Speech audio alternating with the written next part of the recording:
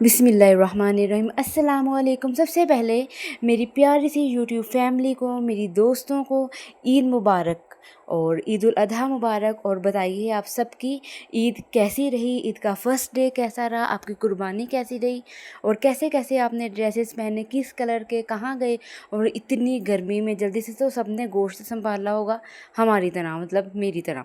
जैसे ही बस कुर्बानी हुई है जल्दी से ये काम किया कि हम अपना जो गोश्त वगैरह है वो संभाल लें और जहाँ जिस जिसको देना है वो दे दें, ताकि गर्मी की वजह से वो ख़राब ना हो जाए और स्मेल ना आने लग जाए। और उसके बाद आप बताइएगा कि आपको मेरा ड्रेस, मेरे शूज़ और मेरा क्लच सब कुछ कैसा लगा। ठीक है, आपको ये ज़रूर पसंद आएगा। और आपने जो भी ड्रेस पहने हैं मेरे साथ, मुझे ज़रूर बताइएगा आपने किस कलर के पहने। और ये भी बताइएगा कि इतनी गर्मी में आपको कितनी जल्दी पड़ी कि जैसे ही कुर्बानी हुई तो जिन जिनको पहुंचाना है और जैसे जैसे संभालना है, जो खुद रखना है, जल्दी से कवर कर लें। ठीक है, उसके बाद फिर हमें टाइम मिलता है कि हम तैयार हो जाएं और प्यारे से बन जाएं। ज़ाहिर है ईद है, अल्लाह ताला ने गिफ्ट दी है, तो आपको जितने भी टाइम हो खुद के लिए ज़रूर टाइम निकाला करें कि तैयार हो जाएं। चाहे मैं भी 2-4 घंटे के लिए ही रेडी हुई, गर्मी इतनी ज़्यादा थी। और उसके बाद लाइट भी कुछ देर के लिए ऑफ होगी, तो मैंने कहा अल्लाह का शुक्र है कि ड्रेस वगैरह चेंज कर लिया था और फ्रेश हो गई थी। तो लेकिन ईद पे जो अल्लाह ने आपको गिफ्ट दिया है, तोहफ़ा दिया है, ज़रूर रेडी हुआ करें प्यारा प्यारा अल्लाह का शुक्र अदा करने के लिए। और ये भी बताइएगा कि अरफा के दिन कल किस किस ने दुआएं मांगी, खूब दुआएं मांगी होगी, अल्लाह ताला ज़रूर कबूल करेंगे। और उसके बाद जो मैंने आपसे बात करनी है बहुत ज़रूरी, हमारे जानने वाले हैं, तो अचानक मुझे पता चला कि उनकी बेटी भाग गई घर से।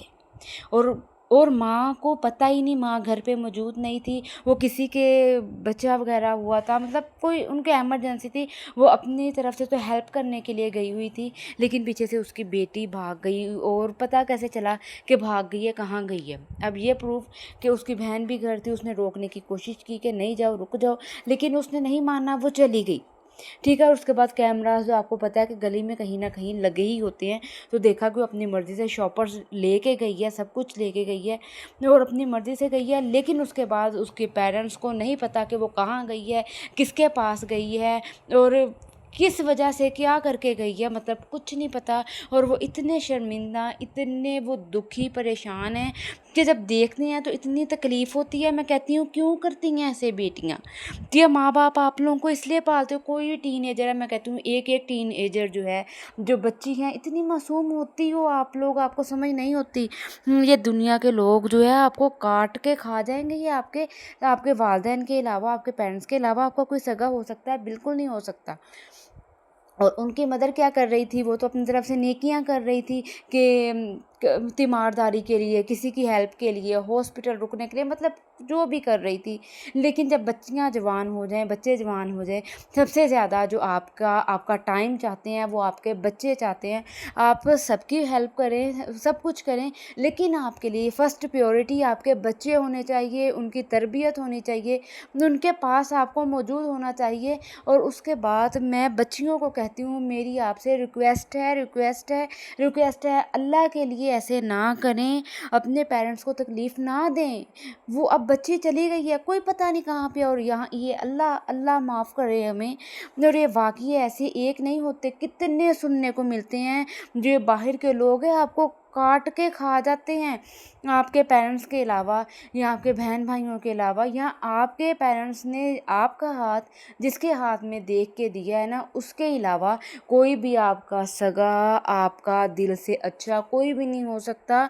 तो खुदारा जज्बात में आके कुछ भी गलत ना करें। और कोई भी गलत काम करने से पहले 1 बार 2 बार 3 बार नहीं, 100 बार सोचें कि आपके पेरेंट्स ने कैसे, आपकी माँ ने आपको कैसे पैदा किया तकलीफ़ से, और आपको आपको जो उसने आपको अपना दूध पिलाया और उसने आपकी परवरिश की, आपका मोशन साफ़ किया, आपको क्लीन किया, आपके पैम्पर्स चेंज किए, आपको फीडर दिया, रातों को उठ उठ के मेरे बच्चों आपको जगाया, उसने आपकी केयर की, आपका ख्याल किया। तो आप कैसे कर सकती हो उनके साथ ऐसा धोखा? तो अच्छा, जो माँ आपको इतना मोहब्बत आपसे करती है, आपको ज़रा सी तकलीफ़ हो जाए, जिसको सारी रात नींद नहीं आती, अगर कोई आपको कुछ कह जाए तो उसका दिल करता है कि मैं इसको काट दूं पकड़ के, कि इसने मेरी बेटी को रुलाया, इसको दुख दिया कैसे। تو کیا اس ماں کو، اس باپ کو چھوڑ کے، اپنے آپ کے ان پیرنٹس کو چھوڑ کے، کیا وہ جو تھرڈ بندہ ہے، کوئی تیسرا بندہ کیا آپ کا مخلص ہو سکتا ہے؟ نہیں، وہ آپ کا فائدہ اٹھانا چاہتے ہیں بس۔ یہ دنیا کی جو ان کے اندر لالچ ہے نا، میں بچیوں کو سمجھانا چاہتی ہوں کہ اللہ کے لیے کچھ بھی غلط نہ کریں، اپنے پیرنٹس کا خدا را خیال کریں، اپنی کیئر کرو بچیوں، اور اپنے پیرنٹس کو چاہیے بچیوں کو ٹائم دیں۔ اوکے۔